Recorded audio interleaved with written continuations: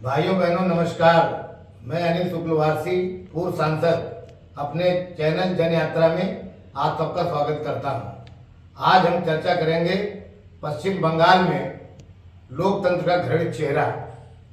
साथियों, राजनीतिक आतंकवाद का जो विभत्स रूप वामपंथी सरकारों के शासन में दिखता था, वही तृणमूल के नाम से वर्तमान समय में पूरे राज्य में नजर आ रहा है।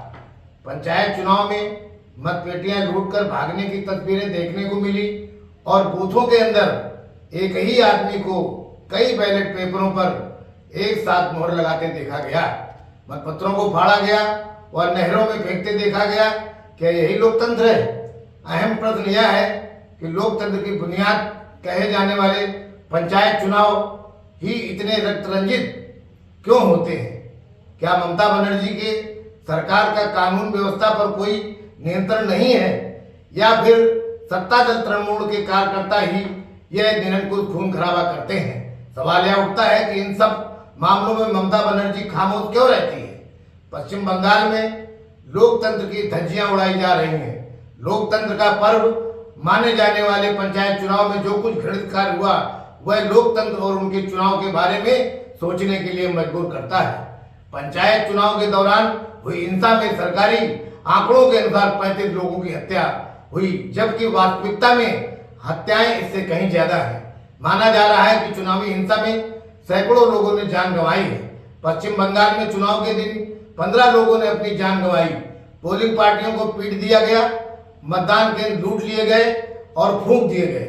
विरोधी पक्ष के उम्मीदवारों को डराने के लिए उम्मीदवारों के घर के बाहर कहीं बम, कहीं कफन, कहीं चाकू, कहीं किसी के पार्टी के झंडे पर बम और सफेद फूल व माला रख दिए गए। 2011 से ममता की तृणमूल कांग्रेस पार्टी सरकार में आई और तभी से हिंसा और हत्याओं का दौर जारी है।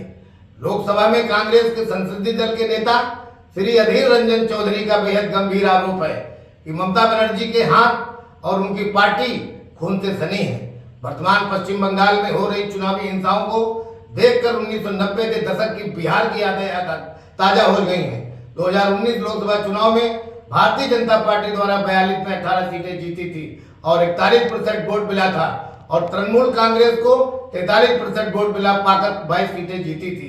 इसके बाद में राज्य में हिंसा तेज हो गई।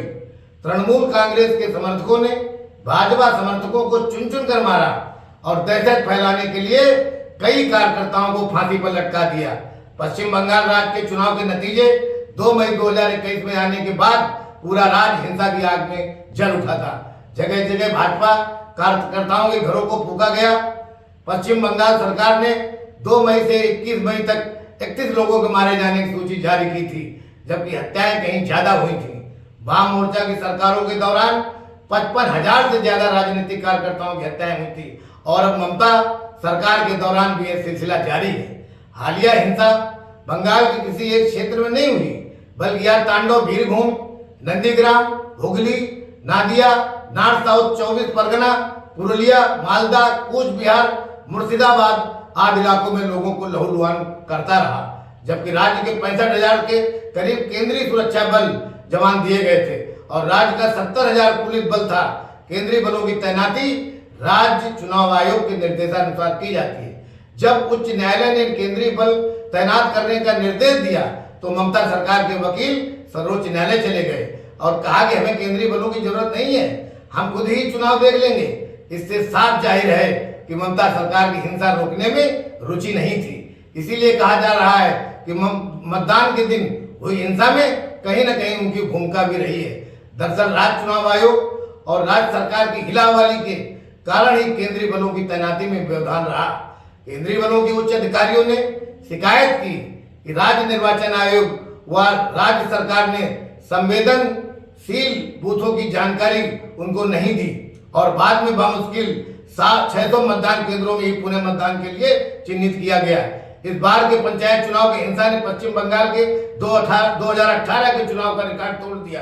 राज्यपाल चुनावी हिंसा को लेकर अपनी रिपोर्ट केंद्र सरकार को भेजेंगे, लेकिन ममता बनर्जी कहेंगी कि राज्यपाल तो भाजपा सरकार द्वारा नियुक्त किया गया है और वह भाजपा के विरोधी गुट में शामिल है, इसलिए उनका विरोध किया जा रहा है।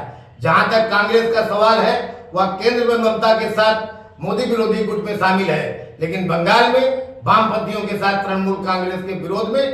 बहरहाल केंद्र सरकार को इस मामले में हस्तक्षेप करते हुए नागरिकों की सुरक्षा के लिए पुख्ता कदम उठाने चाहिए, क्योंकि ऐसी परिस्थितियां लोकतंत्र के लिए घातक व चिंताजनक है।